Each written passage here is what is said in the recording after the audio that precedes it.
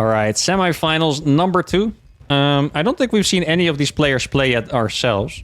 It's going to be Nicorect and Gerald, the qualifier favorites, against Zardiet and Deathmarsh.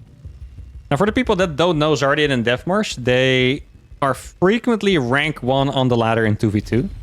They play a lot, so they have moves.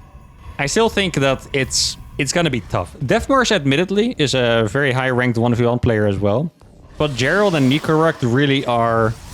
I mean, they're either pro level or as close to pro level as you can be without being a pro. Kind of just depending on your definition, you know? So when it comes to...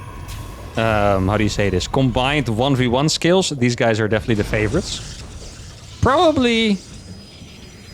pretty even against Yumi and Yakov in terms of 1v1 skill. Maybe slightly favored there as well, but it would be pretty close in the finals. But definitely favored in this match.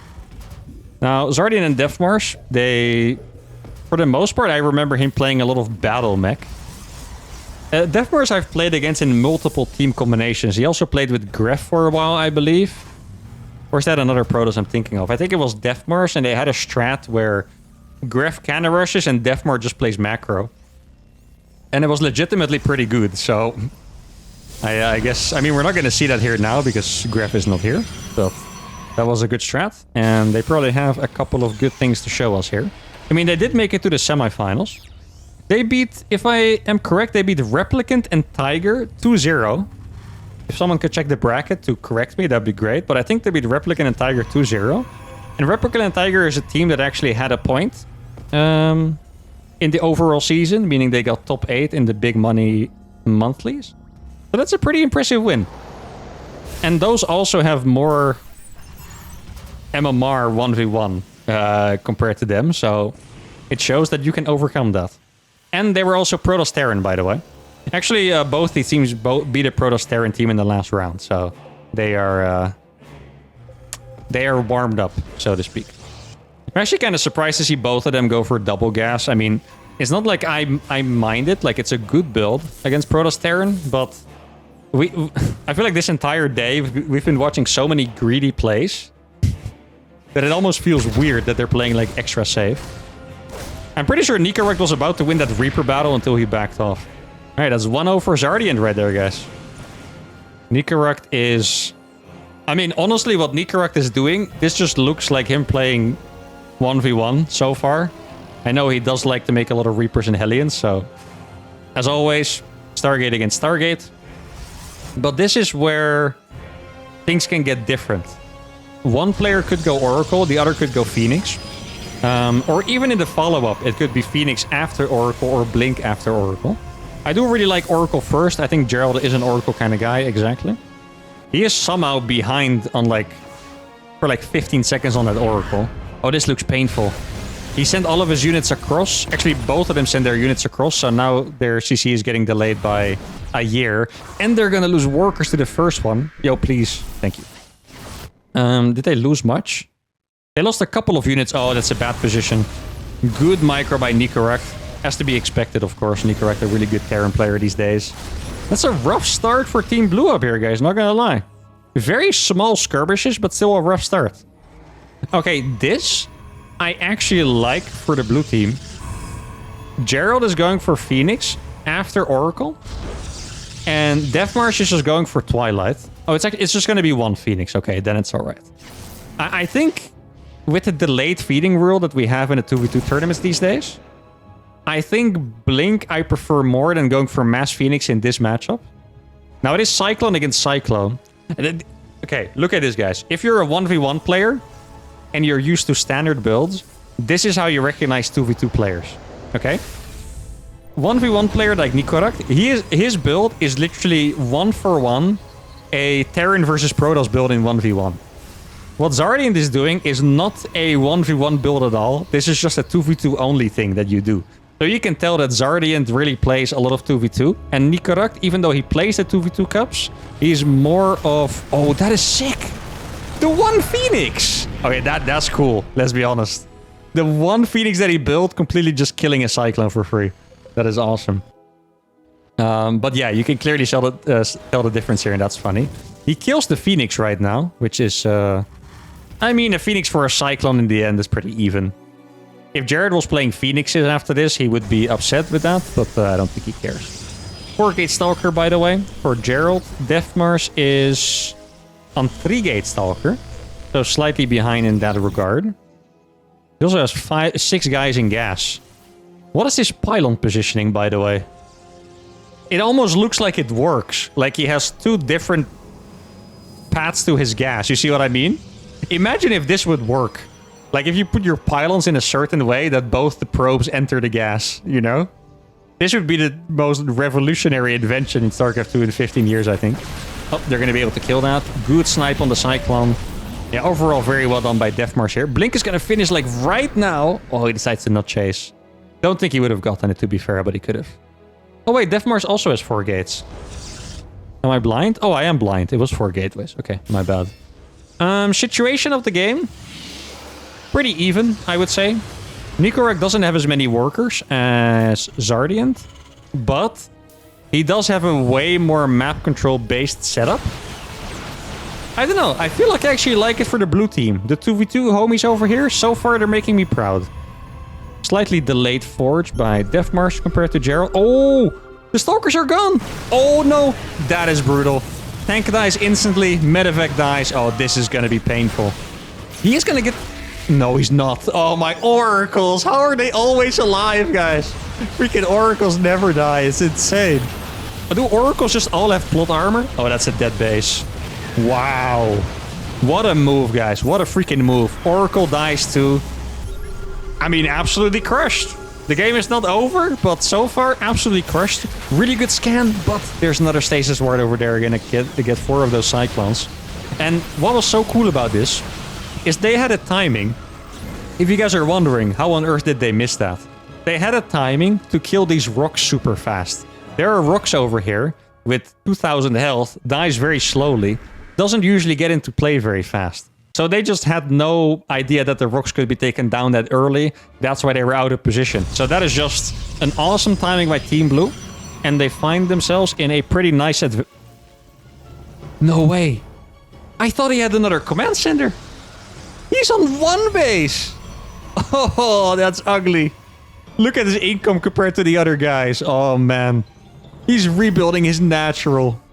I thought he already went up to 3cc. I think he was trying to go for like I wouldn't really call it an all-in, but like a really big 2-base timing. Blink Stalker tank. Oh, that is painful. The tanks are slightly out of position. I know he has more. Actually, they're all about to arrive. Let's see. Oh. Okay. I'm not gonna lie, my brain exploded there because for some reason I thought it was Gerald's stasis ward. I cannot explain why my brain thought that, but it just looked like it was Gerald's stasis ward. No, of course it wasn't. Okay. Okay, those Stalkers are gonna escape. I mean, to be fair, the Protoss players in the game are even. The biggest gap is between the Terrans, and one move can always offset things like this. Ooh. I don't like that he's gonna jump on this, to be honest. Like, their army combined is too good. If he blinks forward, he's gonna die. Okay, thank goodness he didn't. Yeah, so what I was thinking, for example, is Protoss YOLO blinks on top of the tanks. Right now it's too many, but when it was 3, Protoss player YOLO blinks on top of the tanks. Then Nikorek sieges his tanks here. All of a sudden, they're back in the game, you know? So there are definitely moves to be made. Right now, we're going towards the late game. And honestly, these guys know how to play it very well. Like I mentioned, they're 2v2 players. If you play 2v2, you have to be good at the late game, because it happens a lot. Now, Nikorek's income is still lagging massively behind. His 107 supply is really not looking that good. I'm not kidding. Honestly, I would try. Like, Zealots are so good against this, I would actually try. They are split apart. This is the downside of mech, right? No sensor tower, by the way. Sensor tower would be super good against this. The tanks are out of position. They're going to try and go for it. Ooh. I think he's going to be back in time. Yeah, I think he's going to be back in time. Oh, he can kill the tanks. I would definitely go for the tanks. Zealots being super, super useful here, by the way. Tanking, making sure he could take care of the tank. Tanks on the high ground are going to pop up super hard. Do not attack up there, my friends. You're going to cry. There's a DT over here doing a lot of work. I didn't even notice that initially. Also a big Zealot run by over here. Zealot's extremely good against tanks. And looking at the supply, the game looks completely evened out already. And, I mean, it's hard to say.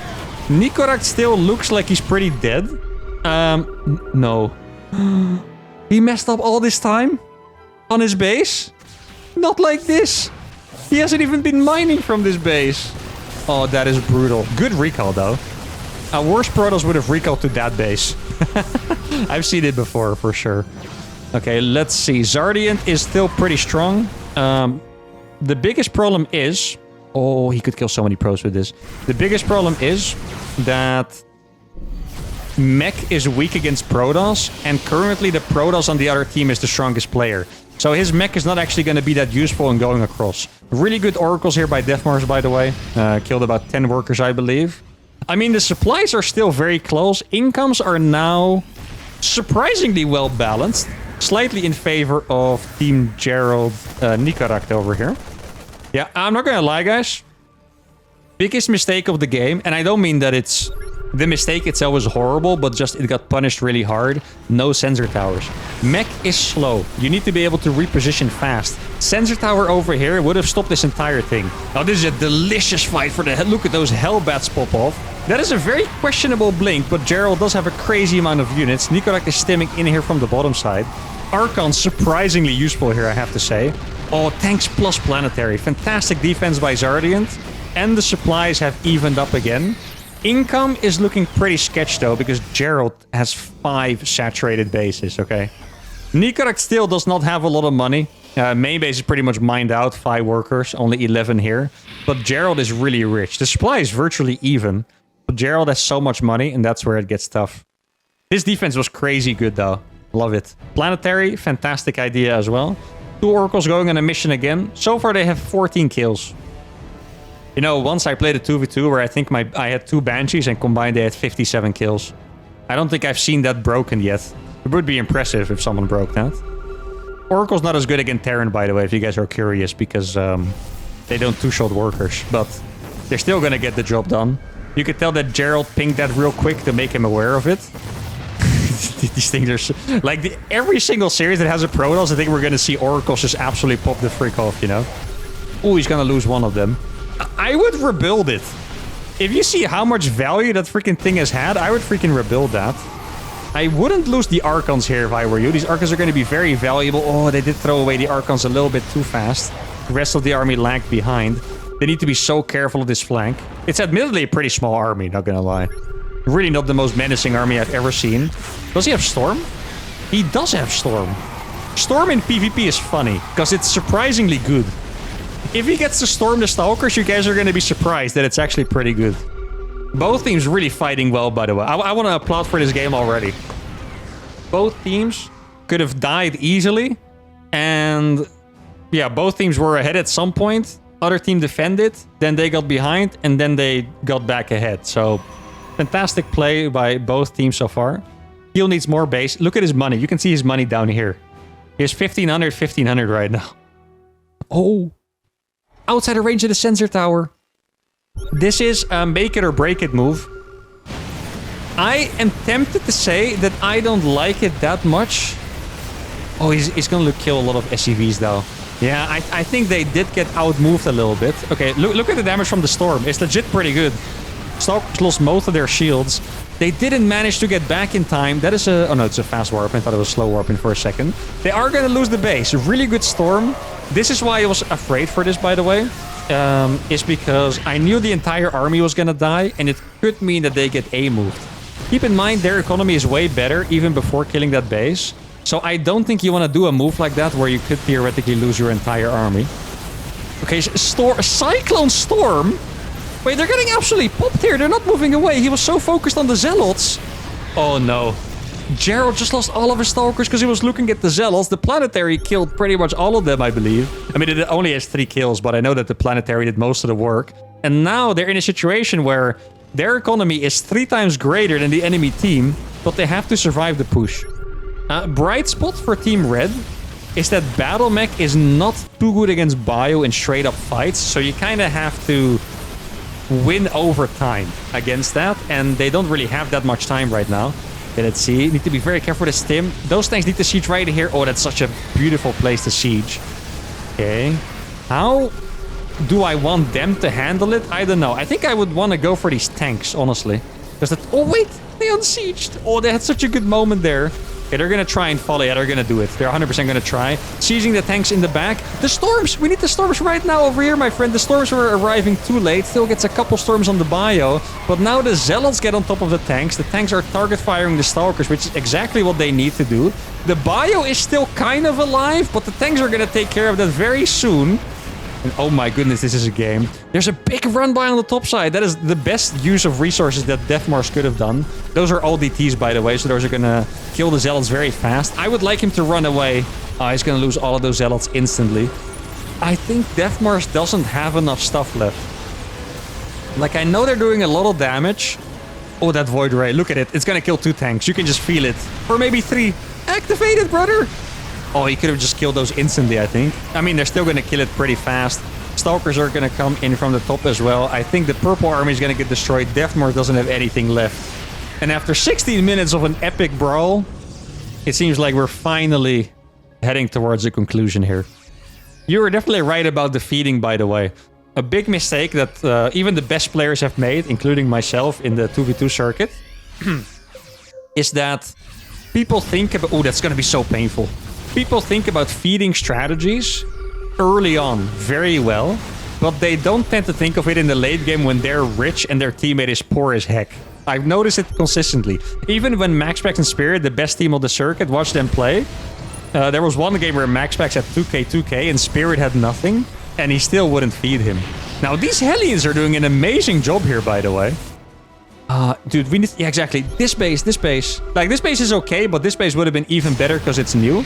He's just gonna try to kill that Liberator, I'm pretty sure. He is gonna get it. Gerald not paying attention, so they're gonna kill the tank and the Liberators. Bio is stimming back, but he's losing a lot of workers already. Don't tell me they're gonna climb back into this game again. Like, that would be freaking crazy, right? The income is actually even again somehow. What's the worker count? Yeah, the worker counts are low across the board. Wow. I mean, if these guys come back from this, I'll give them both a sub, because holy cow. I can see the path, though. These bases on the top side, all weak to Hellions. Bases on the bottom side, all weak to Zealots. So, if they can somehow manage to split their run-bys effectively, that could be the answer. Like, literally, all these Zealots can just go here and they will pop the frick off. I don't think they realize that they have this base down here. Take a look at the upgrades real quick. 2-2 against 3-1 for the Protoss players, 3-2 against 2-2 for the Terran players. I would say that Bio wants to be ahead in upgrades, so Mech definitely slightly ahead here. Upgrades not as important for Cyclones, though. It's more for the tanks and Hellbats and stuff. He's really trying to secure both of his bases. Yeah, this is gonna become problematic like this. They need the tempo. They can't sit back and just... Oh, I don't think he had to cancel it, actually. He was already running away. I don't think they can sit back and just macro out. Like, they need to keep going. As you can see, these guys have so much map control. Their eco is already back. They need Hellions in this base. That's why Gerald is protecting this, by the way. They need Zealots down here. If they're going to let this team max out, I think they're going to get crushed at some point. Like I mentioned before, tanks not actually that good against Zealots. Or mech in general not that good against Protoss. Even though it's a lot of tanks, both of these positions can pretty easily be broken by a bunch of Zealots. Pretty good Hellbats here, but he morphed them a little late. Good attempt, though. Base is going to be cancelled. And now we have reached a different stage of the game, okay? For a while, past 3 minutes or so, their opportunity was indeed to do that, to attack. Now that moment is gone because the opponents are already maxed. So now the only thing they can really do is just max out, make an Omega army, and then win one big fight. Which is surprisingly possible because they have 3-3 mech on their side. Oh, that is really good distraction, by the way. Yeah. What's up? There's 40 supply up here, guys. This might be their moment. This drop is going to end his main base, but this might actually be their moment. DTs are going to pop off super hard, by the way. He does have a couple scans available, I believe. At least one. Let's see, where are the other DTs? One DT is over here. I mean, this attack looks insanely strong. I kind of want him to siege, because else they're going to keep bleeding out units. They're going to be able to deal with this attack as well. I can't believe how good this game has been, by the way. This game has been insanely good. Please siege, brother! You gotta pay attention, siege! And now, I hope he has a scan. Okay, he does have a scan. Mothership cloaks. Mothership actually not super impactful here. Gerald is down. DT's over here as well. Gerald is down to 115 supply. This drop is still alive. Massive storm there as well. This bio would lose to the tanks, by the way. No, no, no, no. Careful, please. That bio would 100% lose to the tanks. He has to seize the tanks now. Please seize them all. We need some storms in here. Oh, these zealots are going to get at top of the tanks. I think that it's going to be it for that army. It would have been a massive difference if they were sieged in time, but they get cleaned up.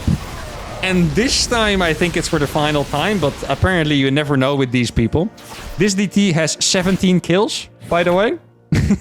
Let's look at the income now. For like their income sucks. The only reason their income looks good is because the other team's income is even worse. But their income sucks. It really does. This DT is going to kill the freaking Nexus. Surprisingly, they're going to attack where the planetary is, but at this point, it doesn't matter. And an absolute Omega banger. Game of the tournament so far, for sure, goes to Nicorakt and Gerald. Yo, this is hype. We have the Protoss player going for Zerg. To play Zerg Terran, which is the least popular race combination that is not a same race combination. And I mean, just in general, you don't see people off-racing as Zerg very often, right? Sometimes you see random, because it just gives a little bit of effect of surprise. But you don't often see people straight up off-racing as Zerg. So now I'm curious. Do these guys have... That's the wrong button. Do these guys have something legendary cooked up? I mean, now I want to see it. I'm going to be freaking zoomed into them. Left side of the map, we have Zardiant and Deathmars, who is now playing Terran Zerg. Who are now playing Terran Zerg. Against top right side, Gerald and Nicorakt, who are expectedly still playing Protoss Terran. Yeah, I mean, this is... Listen, I have seen people off-race because otherwise they would have a same race combination. I've seen people off-race because they think going for Protoss is better against a certain combination. Okay? I have not seen people off-race as Zerg Terran because I don't actually know what Zerg Terran would be particularly good against. I could understand off-racing as Zerg Terran against Protoss Zerg. Because playing Protoss Terran against Protoss Zerg can be a bit tricky because they have like super good all-ins, right? Sorry. But I feel like Terran Protoss is pretty good against Terran Zerg. Oracle Hellion, Oracle Reaper, all that kind of stuff. And I also had no idea that Deathmars knew how to play Zerg. So that's another thing. One thing... Okay, this is when I would get very excited, okay? I have played against Deathmars Zardiant a lot with my Zerg. For a while, I'm not quite sure if you guys remember, I was practicing a bit of Zerg for 2v2. Because I actually liked it in certain race combinations, okay? And I have beaten Zardiant and Deathmars a good couple times with my Zerg by playing my late game mass links into Ultralisk Viper style. With fast upgrades. And that's what I would like to see. But I feel like it's not... I mean, I would do it, but it's not a natural off-race thing to do. You know what I mean? I would more expect... I'm gonna say Link Cyclone. Maybe, let's see. Maybe with an upgrade. So he could make an Evo, right? It's going to make Link Speed, then an Evo. Could get +1 attack. Then Zardian's going to expand, get extra factories, and then they could hit with Link Cyclone. I think Link Cyclone is one of the compositions that could work. Yeah, I don't know if you guys remember this from the old days, but... The main reason why Terran Zerg was considered good back in the day was because you could play Ling Hellion attacks. The reason why it doesn't work, the Oracle, because it counters both very, very well. Well, they're actually not going to get that Reaper, sadly. Okay. That would have been a nice pickup to start with. Let's see. Oh, yeah, okay, no, it's just straight up one base. Right. Makes sense. So it is going to be Link Cyclone. He's still making drones, kind of surprisingly to me. Third hatchery. I mean, he's going to Link Flood at some point, but... Okay, interesting. I think that their strat is good. It looks very good against what the opponents are doing. Their strategy is just the exact same thing as last time, right? It's, what is it? 3 Reaper, 2 Hellion? Yeah, 3 Reaper, 2 Hellion, Oracle. Then he's going to go Blink after. And this is why you need the Cyclones. The reason why you need the Cyclones is because Cyclone is the only unit here that can actively kill the Oracle, right? So you go for a Link Cyclone. The Links kind of counter... everything, for the most part. And then the Cyclones are there to kill the Oracles. And they're... Oh, that's going to be a massive catch. Every Reaper should die here. Without question. 2 of them are going to die instantly. Wow, okay, this is painful. That's a really bad start for them. Does he have a unit? He has 3 Adepts. That is not really what you want. How many Oracles? Or sorry, Cyclones are out. 3 Cyclones are out already. Let's see if he can micro against the Stasis Ward. The answer is no, but it's also not the biggest deal ever because they don't have something yet that's a big threat to them. They just need to be careful to not throw away the Cyclone against the Oracle or the Cyclone too early because there's a battery here, right? Okay, they need to micro this very well. Let's see, they're gonna pick up these Adepts. Oh, here. Lynx here. Oh, the Lynx can just go there. He doesn't want to. He does not want to sacrifice those. I would go for the Cyclone here personally, but they're playing it smart. Keep in mind he has Magfield, by the way, so Magfield incredibly strong here. That Void Ray gets absolutely one-tapped. The Oracle is gonna die, but it's actually barely not gonna die, but it's a pretty pricey cost. He gave away all of the Zerglings in the mineral line here, guys. I don't know if this is still working, I'll be honest. He lost too many Zerglings already. He needed to use those a little bit better. Tank is out now as well. And I think... I like prepared strategies, but I think their prepared strategy has been stopped. I don't know how on earth that Cyclone still died. Like, how was there still vision for that? Oracle only has 5 kills, surprisingly. It was really just Zerglings fighting in the choke against an Adept under a battery. Like, he needed those links to be more efficient. Like, they could have killed the Marines and the Cyclone, for example.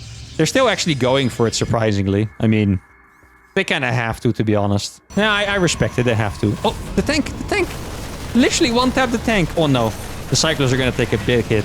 He's recalling something. I'm not entirely sure what it was. The one Oracle. It's just the day of the Oracles. Please kill that thing. I can't stand it anymore. No, why does it get healed? Oh, man. Now he has 2 Oracles. I mean, this attack looks pretty good. He used the energy recharge on the battery there. Okay, he's going to kill one of them, I think. Yeah, one of them finally goes down. There's no blink on the way. I think the biggest problem here has been simply... what's the word? Retaining the units. Oh, he's not going to have a scan. Yeah, 1 base Terran. No way. Retaining the units. You either need to keep the Cyclones alive and... Oh, careful here. Oh, this could be painful. Ah, okay. Yeah, GG is called. They know they're cooked. And that's going to be it. Oh, man. I would have loved for them to win because I love prepared strategies, especially with different races, right? And it was a cool build, but they just needed to either save more Lings or save more Cyclones or both. In the end, that's going to be it. The finals is going to be between seed number 1 and 2, Nicorect and Gerald versus Yumi and Yakov. And like I mentioned before, this is the most important match of their 2v2 career. Winner qualifies for the biggest 2v2 event ever, at least 10k prize pool. Loser gets probably nothing, so that's painful. Let's do it.